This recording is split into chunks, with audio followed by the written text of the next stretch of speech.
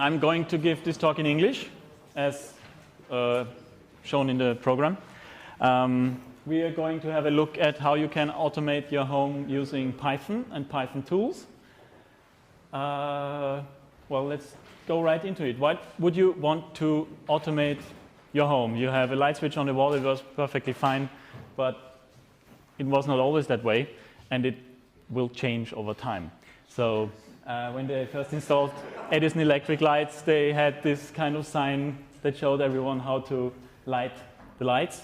So home automation goes further than this. We have actuators that run our systems everywhere. The street lights are controlled by automatic systems. The traffic lights are controlled by automatic systems, and why not do it at home as well? So home automation is fun, and we can do it, so why not? We want to make switching things great again. And we want to connect our things together. So stuff that doesn't know about each other can be turned into a smart solution that does something you would have to do manually, and now you can do it automatically.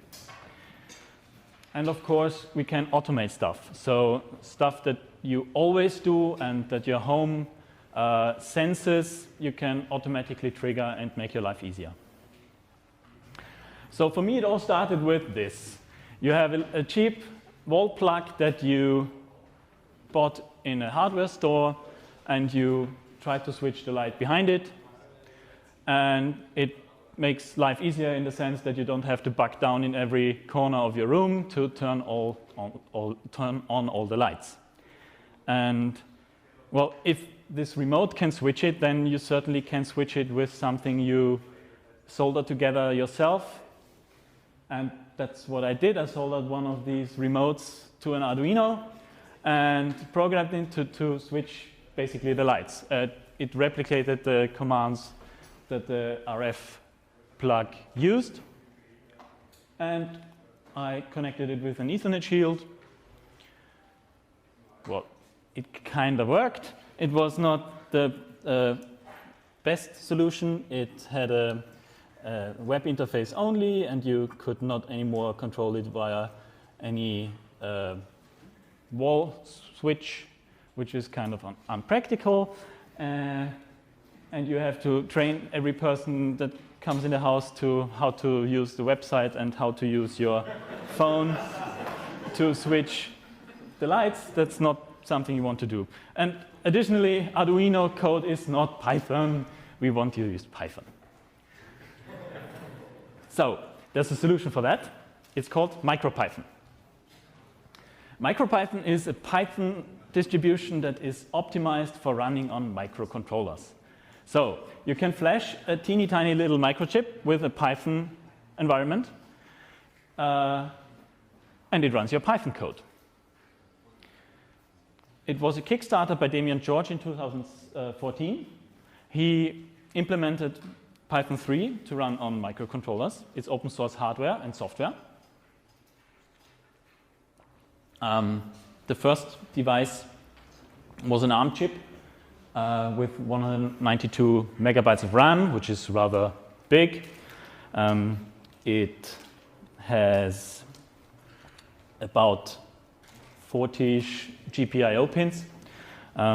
It is a rather fast CPU, which you would find in cheaper smartphones, and it cost $33. I'm a proud backer of this product, so I'm very happy to say that I helped a little in making this real. Well, but the price is not there where we want it. We need to get it a little cheaper for decent home automation. So MicroPython fits in 265K of code base, so code space, so you can run it on tinier devices than this ARM chip, and you get around with about 16K of RAM. MicroPython comes with a small file system, so you have your Python scripts just in there. You can put that on the device with a serial console or via other methods when flashing it. And the device, when it boots up, it's first in a bootpy. It runs the bootpy script, and then afterwards the main.py. And in the main.py, you would find your general source code you would use to do stuff with the device, switching things on and off, stuff like that. And of course, you can include other libs that other people provide you with, which is very practical because you don't want to write all the code yourself. So how it works is you would import PyB, which is the base Python library for the PyBoard. You would then use the LED object from this library and say, well, the LED number 1, I want to turn it on. That's all there is to it. And you maybe want to get some debug output via the serial control console, which you can connect your computer via USB to and see what's going on the device. The machine library does a similar thing, is the more general one. You import the pin and you say, well, the pin which is labeled X1, I want to define that's my output pin for some signal I want to send through that. And then I can say, well, I want to toggle this with P high. So I send the signal voltage of the chip is normally 3.3 volts, something like that. I send that to the pin, and then I turn it low again. So that's a very crude, simple example, of course.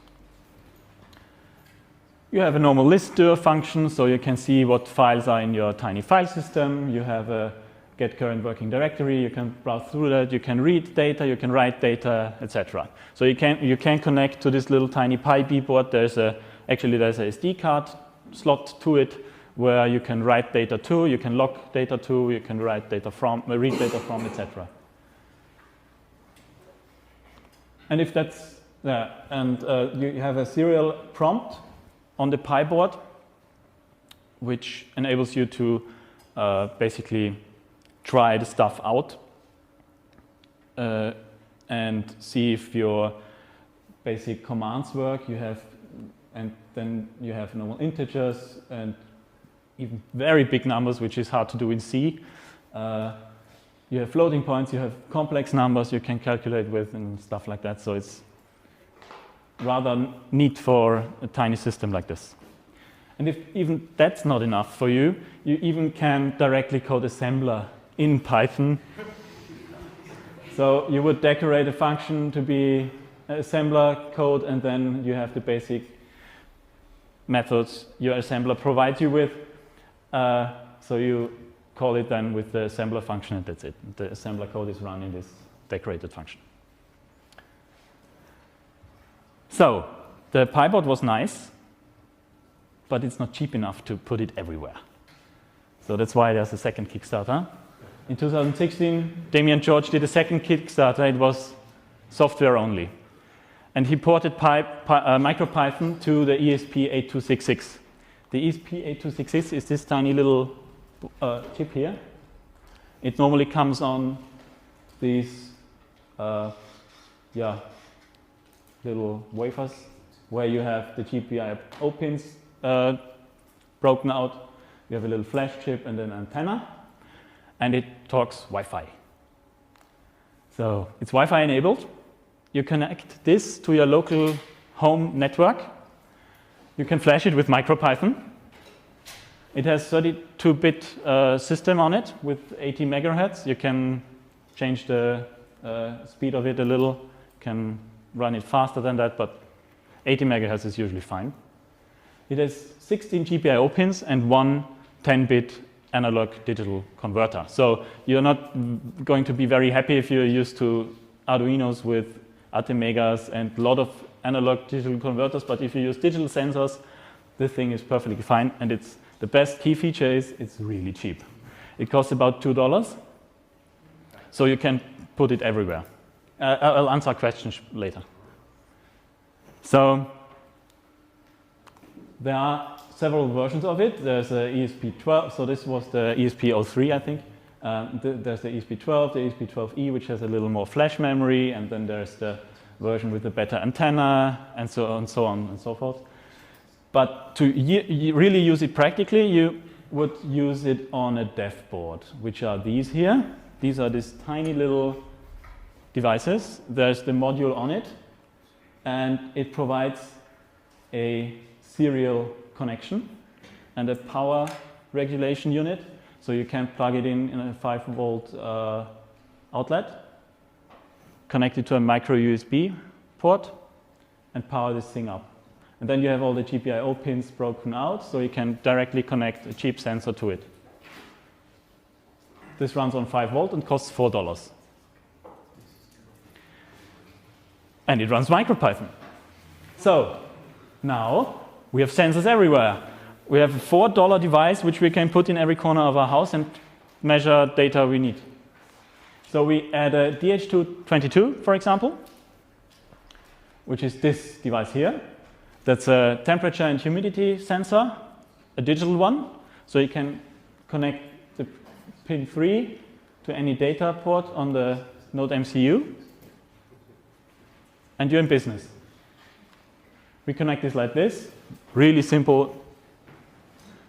The one is the power for the digital temperature and humidity sensor, which we connect up to the 3.3 volts from the Node MCU. So the power regulation unit on this board gives us the 3.3 volts we need. The 2 is the data pin. We connect that to one of our data pins. The 4 is ground, and the 3 is not connected. That's it. And here's the Python code for it. We have an import of the machine library we need, which provides us with all the interface to define the pins and the in and output and stuff like that. We have the library for the DHT, which someone kindly provided. We have the time library, we have the JSON library, and the math library. We will get to that later, and we later import some more stuff we need. But the crude setup is this. So we initialize our DH222 in the D variable. We say, well, we want to run this on pin 5. And then we say, okay, we maybe have a LED for some kind of status, and we define this as machine pin out. That's it. So we send signals to the pin to the LED. With value 0, we turn it off basically, and then with while true, we enter the infinite loop we know from Arduinos. So the while loop that runs on Arduinos in an infinite loop to do the stuff all the time over and over and over and over again, we do in Python as well. So while true, that's forever, we try to measure something from our DH222.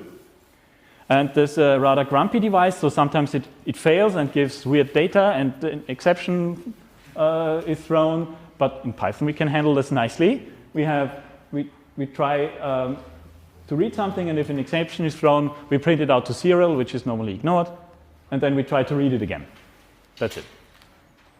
Oh, sorry. So we are still in the loop. And now we have the data. We read from the DH222, we read the temperature.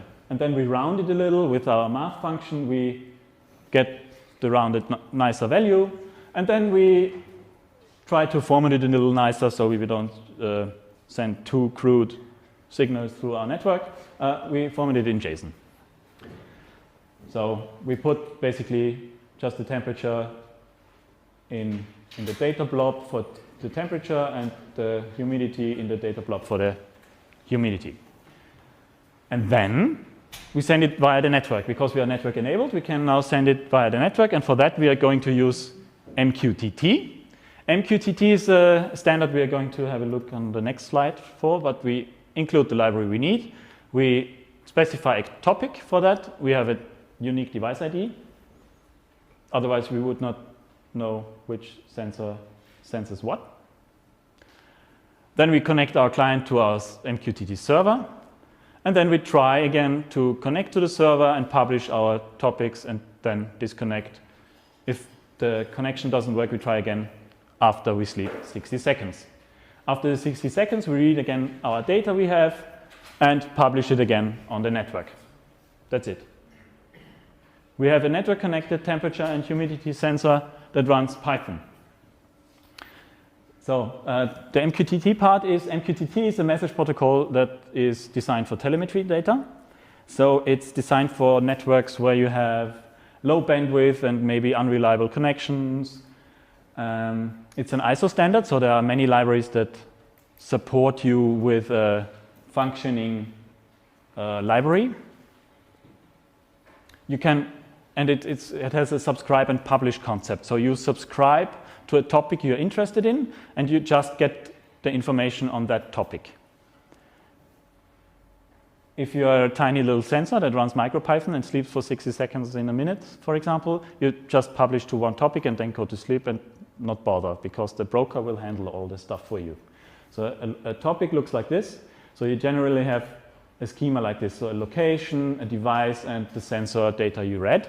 So in our case, that would be, for example, home, and then living room, and then maybe a device ID that is unique to your sensor, and then the temperature data.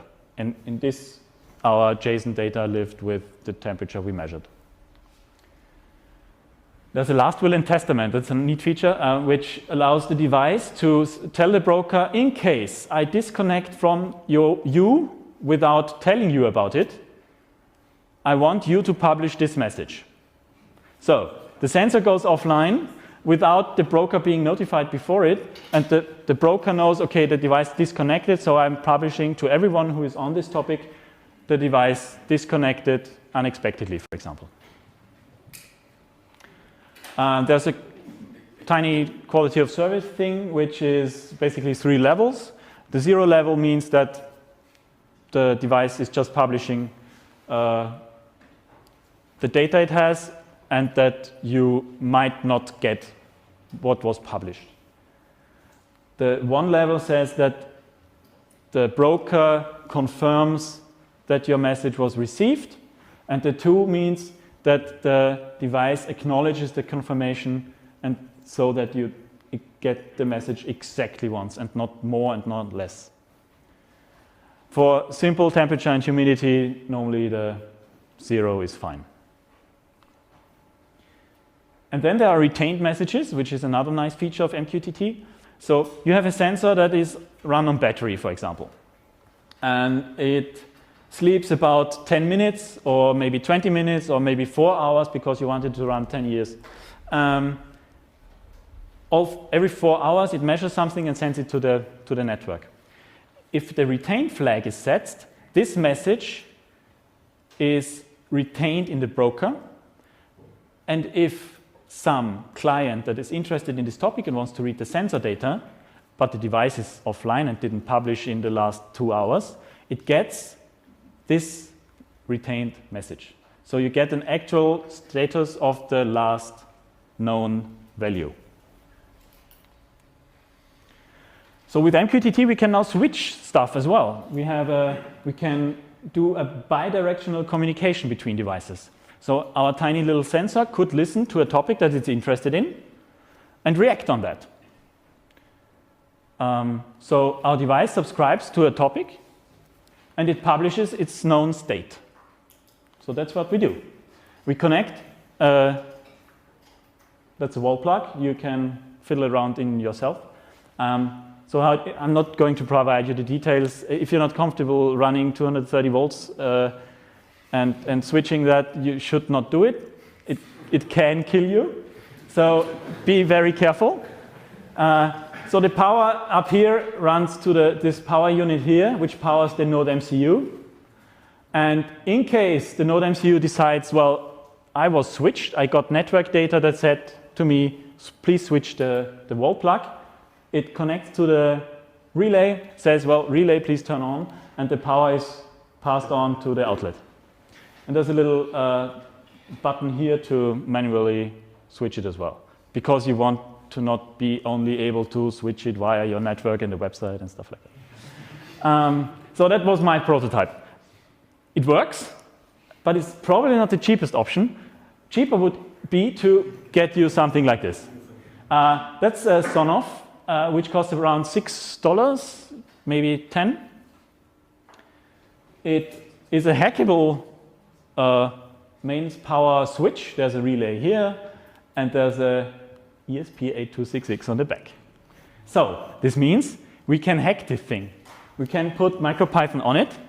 We have here, I already soldered in the connection ports to connect this thing to a serial converter, and then you can flash your own firmware onto this.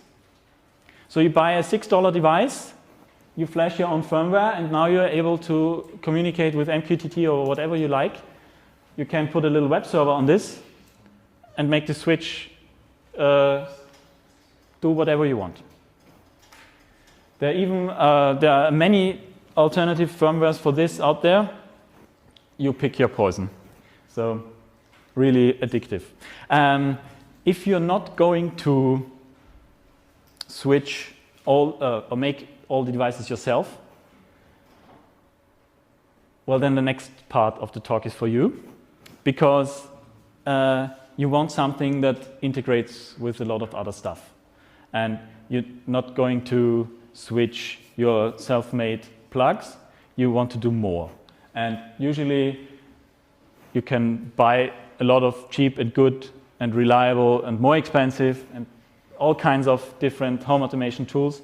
And I'm going to get into what my approach to a smart home is. So it should be non-disruptive. So you shouldn't even notice that it's there. If someone needs a lecture on how to use your light switches, you have failed. So there must be a no-handbook approach. You need to switch the light switches like you're used to. And the technology is tiny enough that you can put it hidden somewhere and it can run in the background.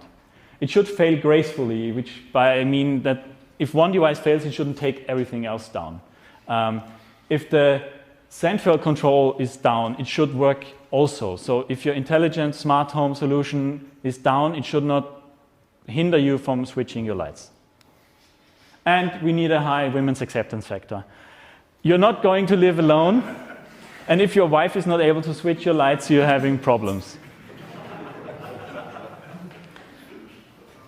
Yeah.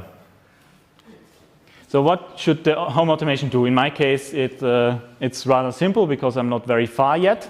I have a flat which I did not build from scratch and put all the cables in myself and stuff like that. So I have not a solution where there's serial comms running all through the house. So I want to be able to switch lights. I basically achieved that with the self-built MicroPython part. I want to control heating. That's the part where you need additional hardware. And maybe your home wants to know or needs to know when you're home, so you need to track that. And then we need sensors for doors so that we can automate stuff, and temperature and wind, and maybe power sensors are nice as well. So why do we want a free and libre open source solution or software? We don't want vendor lock-in. So if I decide to buy another smart plug the next time around because it's cheaper or it fits my needs more, I don't want the vendor to say, well, we are turning off our service and you basically get an update over the air that bricks your smart plug. It's not nice. I want to be able to integrate whatever device I have or I build myself, and I want to connect it to my home. I want it to be explorable and adaptable, so I want the central solution to be as moldable as I need it to. So if I need to get deep down to change something that I want to have fixed, I can do that. I want to control my own data. The home automation knows everything about you. It knows when you're home, when you switched what light, when you went to bed, when you came home, what your normal working hours are, etc. I don't want this data to be somewhere. I want to control it. I want to have it locally, in my case. But I want to be able to control this data. I want no cloud. If a cloud service is down, I want to be able to switch my lights. And that's not that far-fetched. So if this then that is a web service, and if the Amazon web service is down, you don't switch your lights anymore. Well, and that's not the only service. There are other services that who needs lights?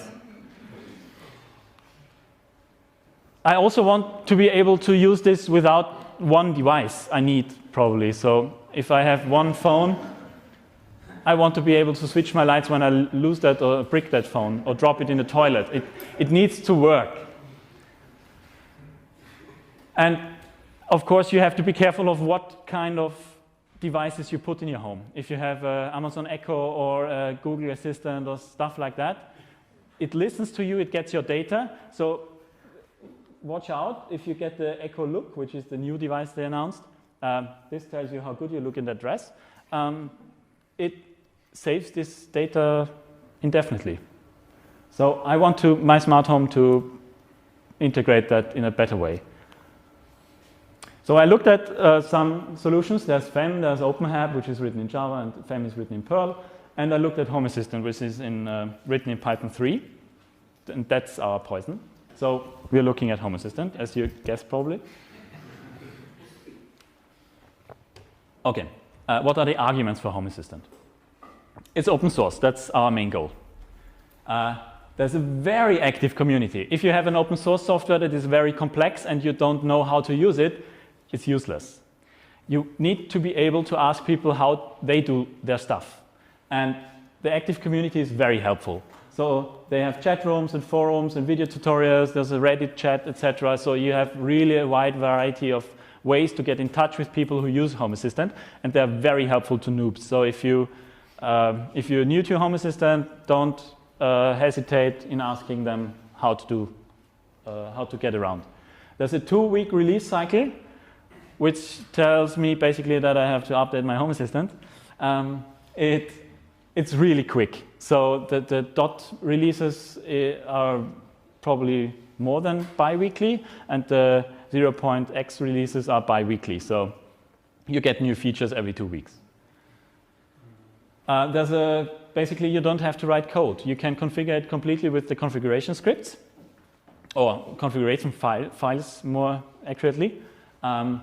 So you don't have to code if you don't want to. There are plenty of ways to automate stuff.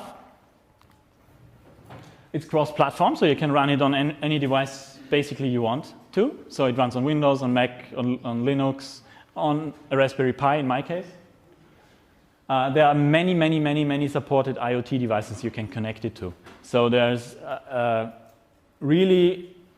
probably there's not a device out there you can buy that not some guy already tried to connect it to Home Assistant. It's pretty. It's a big feature. If you have seen how user interfaces look sometimes on these kind of systems, this is a big point in the women's acceptance factor. Also, I like to use it. So I like to look at my phone and use the user interface because it's so nice. You can run Home Assistant locally or remote, so you don't have to run it on a local device in your home. If you don't want to, you can use your web server. Why not? But it's your machine. It's not someone else's cloud device that maybe or may not be switched off. And cost is a big factor. If you're running a more expensive home automation system, and then you probably made the investment. But if you try to take it slow and maybe try to get devices that you can connect cheaply, and we have 1 week where you buy some smart lights, and the other week you buy some smart plugs, and then you maybe try to automate your heating, then cost is the most important factor, because you can now integrate a new system that maybe came out the last 2 weeks, and you can integrate it there, and it's cheaper than the more expensive one you maybe planned on buying a year ago. So you can really be adaptive and get the hardware you want and fits your suits. So something on the wording. So platforms are basically the main type of component. So that's maybe a light or a sensor, or a cover would be a garage door, or something that goes up and down like a window, stuff like that, that has a status in between. And then there's components, which are the concrete instances of these things, like a Hue would be the Philips version of a light, and a Drahtfree would be the IKEA version of a light, and stuff like that. And they have all different APIs. So Home Assistant does that in the background, but you configure them based on their names here. So the configuration basically starts like this. Mine is way longer, maybe a few hundred lines of code, maybe 1,000. So you have Home Assistant, that's a YAML file. You have Home Assistant as your main component. Then you define some name for your home. Then define your latitude and longitude, where you live. Why is that important? Because Home Assistant knows when the sun is up and down, so you can do basic automations based on where the sun is. You can use, of course, metric. You pick your time zone, stuff like that, and then you can include from other YAML files as well. And then the list goes on with different automations, configurations. So there are currently over 600 components, which are the basic APIs that Home Assistant can use. There's MQTT, we talked about that. There's Z-Wave, Zigbee, which are, Zigbee is the standard where Philips Hue lights are based on. There's also the Draht-Free and the Lightify and stuff like that. Z-Wave is another home automation standard. There's any KNX as well. So that's supported as well. There's multimedia support, so you can put your multimedia center in your home automation, so you can trigger certain time of day, you can put the news on or stuff like that. So that's Plex and Sonos and Kodi and stuff.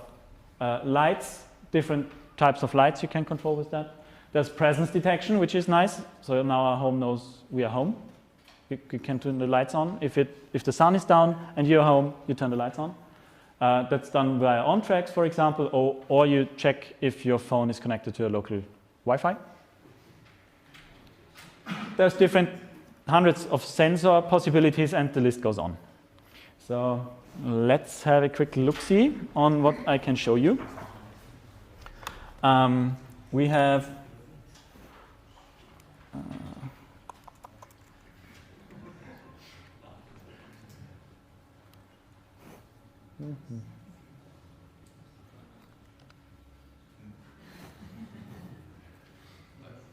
okay, so we probably need to start this up first. We have a local instance of HAS running.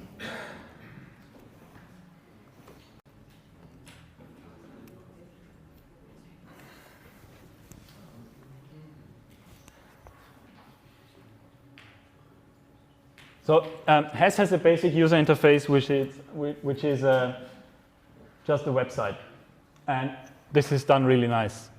So you can connect from your phone, and it looks good. You connect from your desktop, and it looks good. So this would be out-of-the-box Home Assistant with the demo flag turned on. So you get a welcome screen, and then you have stuff like basic sensors. So the sun is up now, and have been movement in the backyard because you have a motion sensor there, for example. Then you want to turn the lights off in the kitchen. We don't need that. We have ceiling lights in the living room, stuff like that. We can turn the air conditioning on, off. We have integration to our multimedia players. We have a calendar events we can integrate. We can group these devices. So here we group kitchen, here we group bedroom, here we group living room, and then we can even put them in a separate tab up here if you want to, and that's downstairs, for example, where we don't need air conditioning, stuff like that. So let's have a look at the configuration part here. So here, so this is rather new to Home Assistant. You can do some sort of configuration in the web frontend, but mostly you do the stuff in the YAML files, which I described earlier. And here you can restart your server, etc. You have a list of the devices you connected to here. So you would take the ID of the device from here. So if we go to, let's say, some light. So we have a ceiling light, for example. We would take this ID, put it in the YAML file, and do something to it. So turn it off, turn it on, kind of stuff for automations. Okay. Let's have a look if I can show you my actual setup.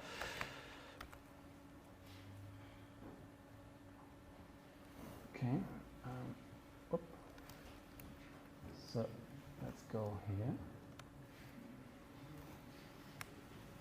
So that's my actual setup at home. So I'm not home at the moment. That's the view from my balcony. That's my living room, so I can switch this lamp on. There's a light in the child's room as well. I see what the temperature is in the living room right now. I have a basic history of that. That's not very useful. Maybe the outside temperature is better because there's no change. So you see it was rather cold, 3 degrees during the night. So you could then basically say, well, automate an automation that says, well, last night was rather cold, maybe put your plants in or stuff like that. So I've, yes, so that's basically the user phase what I wanted to show you. I think time is rather close, so I think we switch back to the main. So what I have here up there, you can customize so-called material design icons to be in the tabs here. So I have here a tab for all the sensor data, so living room. On the lodger I have a fine dust sensor as well, which is recording the fine dust levels in Graz, and it's actually publishing into Luftdateninfo, so if you're interested. So let's get back to the talk. So that's the demo. So you can now track with location-based data from your Wi-Fi access point. Your Home Assistant knows you're here. You can, with on tracks, you can track where you are in the world, and you can broadcast that back home. So my Home Assistant knows when I'm at work. So you can do very nice automation with that. So if you say leave work in a defined time frame, then assumptions are you're coming home. So maybe turn the heating on or stuff like that.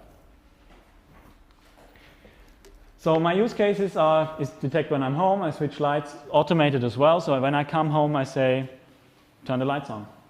Or I switch lights by scene. So if I want to watch TV, I know these lights and these lights are off, definitely, because I don't see anything else on the screen. And these lights are on because some ambient light is nice. And then maybe notify me when a bulb is broken. So, welcome home, Florian. That's what your wife is for. Huh? That's usually your wife is telling you before every, it's broken. Yes, no, but I'm going to this. I'm going to this in a minute. So Home Assistant greets me when I'm coming home. That's more kind of a debug message. But if a bulb is broken, that's nice to know, isn't it? So I have a living room light which has 4 separate bulbs, and they are put on a smart Z-Wave relay. And what this does is it goes in the wall, so it's hidden, no one knows it's there. You switch it with a normal light switch. The state is published to Home Assistant. It publishes what power is used in Home Assistant, to Home Assistant. And then it can notify me if the power changes. So if I turn it on, I'm coming to the automation in a moment, but to notify me, I'm using XMPP or Jabber. And that's basically the configuration you need. You set up a Jabber account for your Home Assistant. You set up which Jabber account you want to notify, and that's it. So let's go to the automation. So that's the wall plug. That's Z-Wave. It's a Fibaro relay, which is a nice thing. It has actually 2 relays in there. You can switch 2 circuits separately. And the automation looks like this. That's a simplification a little bit. I have more captures in there, but that's the gist. So you have an automation. That's a YAML file, as we know it from earlier. There's an alias for that, so that's the name of it. And then we have a trigger. So when should the automation fire? It should fire when your Fibaro relay light switch, that's the name of it's even longer than that actually, turns on. So every time I turn the light on, fire the automation and check.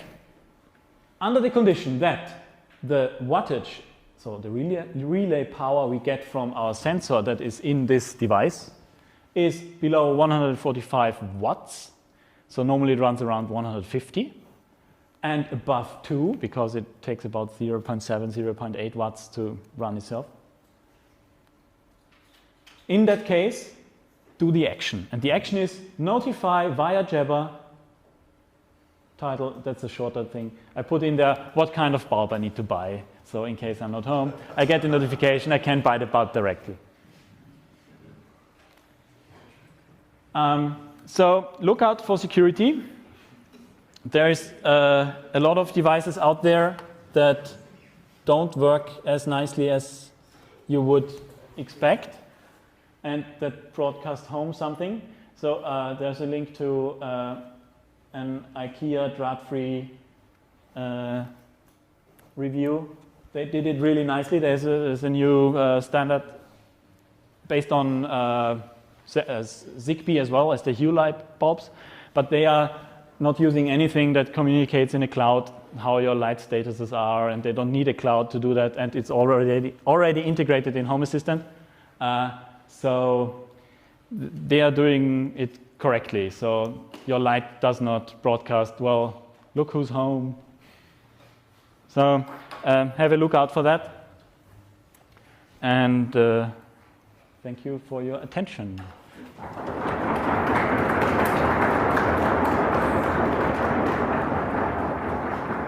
I think we have about 3 minutes for questions, so if you be quick. Yeah. Question, I don't know, you are apparently a Python fan. Did you try OpenHB before? OpenHAB? Yeah. No, I did not. I didn't get around to installing it, and I'm glad I did not try it. Because I started with OpenHB. Yes. No, I did not try OpenHAB. Both. Yeah, no, I have not tried it. I'm quite happy with Home Assistant. And regarding the speed of the development of the platform, it's really nice. So a little anecdote. The Home Assistant guys already had a library for the drought-free thing, which has no public API yet. They had a library working with the drought-free thing when the OpenHAB guys thought, should they reverse engineer it? So they're really quick. Any other questions? Can you explain us a bit about the underlying technology in this OpenPHP web server, for example? Oh, Home Assistant. Yeah. I mean, yeah. The Home Assistant, it runs on yes, Python 3, but the web technology is. That's a good question. No. I think it's. Wait a second. I can't. I'm missing the library they use for JavaScript interactions. I can't tell you. No, I don't know. I'm sorry. I'm just missing the word. Huh? No, I don't think so. No, it's not Angular. It's not React. It's not Angular. It's something else. No, I don't know. Any other questions? I tried to get hands on the ESP 286. Yes. It's quite hard to get those chips. Really? So I have the question was, it's really hard to get these devices. To get these cheap prices, you have to buy them from China directly. Yeah. So and then you wait a month. I mean, you wait a month, and it's not hard to get because you just order by clicking. And if you, Exactly. If you have a credit card and know English language, then it's not a problem to buy everything from China. Because I mean, if you buy it from the US or from China, it's far away. So whether bother. So it takes quite a lot of time to order it from China. You can get it. I ordered the first one in a store in Vienna, but they had rather horrendous shipping costs, so I asked a friend to pick it up. But then you get it for $10. So it costs 10 euros to get this one in Austria. So, yeah. Yeah? $3.50 from China. Yeah. Which network interfaces? I think this connects to AGN. I'm not, no. I think it's N, I think it supports, I'm not sure. So it's a normal Wi-Fi device. The best part about it, MicroPython actually has a web REPL for it. So if you're running MicroPython on this, you can connect to a web server that gives you a live Python REPL. So this evaluating print loop. So where you put all your Python commands in, you get that on a website with this. And it runs on here. What about the power consumption? I haven't measured it. I don't know the power consumption of this thing, no. Okay. But you can put it in a deep sleep, which puts it in rather lower setting. But this one, you have the Festspannungsregler on it. Yes, this has a power regulation unit on it, which uses more power than if you run the micro thingy itself on the batteries. So if you want to run on batteries and want to run it long time, you need to use just a tiny element and do the power stuff yourself. And then if you put it in deep sleep, it takes microamperes or something like that. So really tiny. And then basically all it does is wake up at a certain time and then run through your Python script again. So thank you very much. That's it.